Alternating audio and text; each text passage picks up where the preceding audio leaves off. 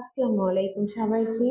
আজকে আমি কি রান্না করলাম ওটা আপনাদেরকে দেখিয়ে দিব। তো চলুন। এই তো এখানে আমি শিং মাছ নিয়ে নিয়েছি, ধুয়ে একদম পানি ভিতরে রেখেছি, আপনাদের দেখিয়ে দিচ্ছি। শিং মাছগুলো তো পরিমাণ সুন্দর করে পরিষ্কার করে নিয়েছিলাম। আর এদিকে আমি এখানে দুইটা দেখেন আদা রসুন জিরা পেঁয়াজ একসঙ্গে বেটে রেখেছিলাম ওটা। আর এদিকে আমি হলুদ আর লবণ দিয়ে দিলাম এখানে, পানির ভিতরে দিয়ে দিয়েছি। তারপরে তো এগুলো এখন এখানে দেওয়ার পরে আমি যেটা দেবো এটা হচ্ছে মাছগুলো এখন সবগুলো এখানে দিয়ে দেবো। দিয়ে দেওয়া হয়ে গেলে তো মাছগুলো দেওয়ার পরে এখানে আমি আবার একটু দেখিয়ে দিচ্ছি। দেখুন এই যে এটাই হচ্ছে এই যে আদা রসুন বাটা, মরিচ বাটা, পেঁয়াজ জিরা একসঙ্গে আমি বেটে রেখেছি। আগে একবার বললাম, আবারও বলে দিচ্ছি, যেন আবার আপনারা বলেন যে আর তো কিছু দিলেন না, এই জন্য আর এটা দেখিয়ে দেয়। এটা দিয়ে রান্না করলে এখানে কিন্তু হলুদ লবণ আর তেল দিলেই হয়ে যাবে। তারপরে তো এই তো শাক নিয়েছি, আমার গাছের পুঁই শাক। তো এখানে হচ্ছে কুচিলা পাতা, ওখানে একটা গাছ ছিল, তাই পাতা কয়টা আমি উঠে নিয়ে এসেছি। আসার পরে তো একটা ধুন্দুলো ছিল, মিষ্টি কুমড়া পাতা ছিল, সব কিছু একসঙ্গে নিয়ে আমি নিয়ে এসেছি। আসার পরে এখন আমি এটা ধুয়ে বেছে একদম রেখে দিয়েছি। এখন তো এটা দিয়ে রান্না করবো। একটা আলু দিয়েছি, একটা না দুই তিনটা আলু দিয়েছি। তারপরে তো মাছটা এখন বসিয়ে দিয়েছি, যে কিছুক্ষণ হবে, কষানো হয়ে গেলে তো উপর দিয়ে আমি তেল দিয়ে দিচ্ছি। তেলটা দেওয়ার কথা ভুলে গিয়েছিলাম, যার জন্য আমি দিতে পারি নাই। তো এখন আমি দিয়ে দিচ্ছি, এটা আপনাদের দেখিয়ে দিলাম।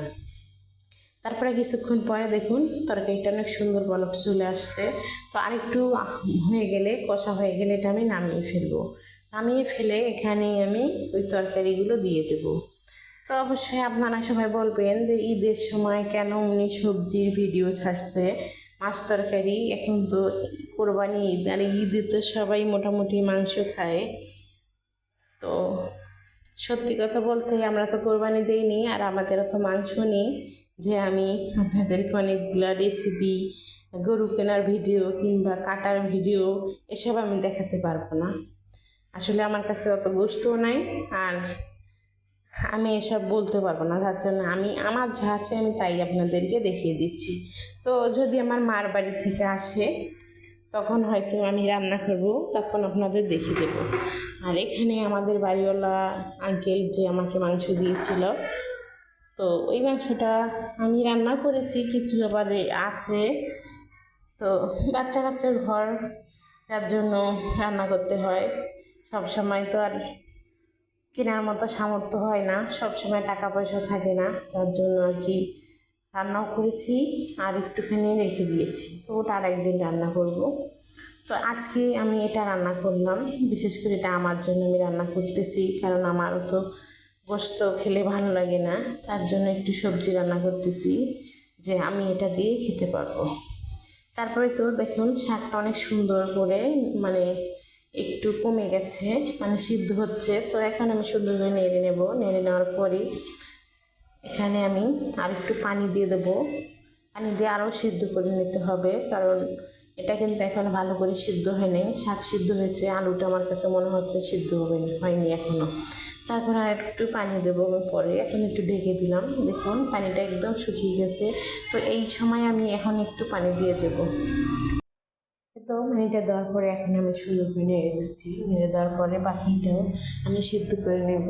সিদ্ধ করে নেওয়ার পরে তো এখানে আমি এই পর্যায়ে এখন তুলে দেখে দিচ্ছি আপনাদের। দেখুন অনেক সুন্দর বলক চলে আসছে তরকারিটার। আসার পরে এখন আমি মাছটা ঢেলে দেবো। পুরোপুরি মাছটা ঢেলে দেওয়ার পরে এখন আমি আবারও নেড়ে দিচ্ছি। নেড়ে দেওয়ার পরে আবার ঢেকে দিয়ে কিছুক্ষণ জাল করে নেব। জাল করে নেওয়ার পরে কিন্তু আমি একটু গুঁড়ো মশলা দিয়ে দেবো। গুঁড়ো মশলা দিয়ে আমি নামিয়ে ফেলবো। নামার পরে আপনাদেরকে দেখিয়ে দেবো কেমন হলো আমার তরকারিটা। তো এই তো এখন এই বাটিটা ধুয়ে আমি দিচ্ছি, কারণ এই বাটিটাতে আমি মাছটা রেখেছিলাম, যে ওই মাছের ঝোলটা আমি ধুয়ে দিয়ে দিলাম। তো তারপরে দেখুন বলক চলে আসছে। এখন একটু গুঁড়ো মশলা আমি দিয়ে দিচ্ছি উপর থেকে। এটা হচ্ছে ধনিয়া জিরার গুঁড়া, ওটাই আমি দিয়ে দিলাম।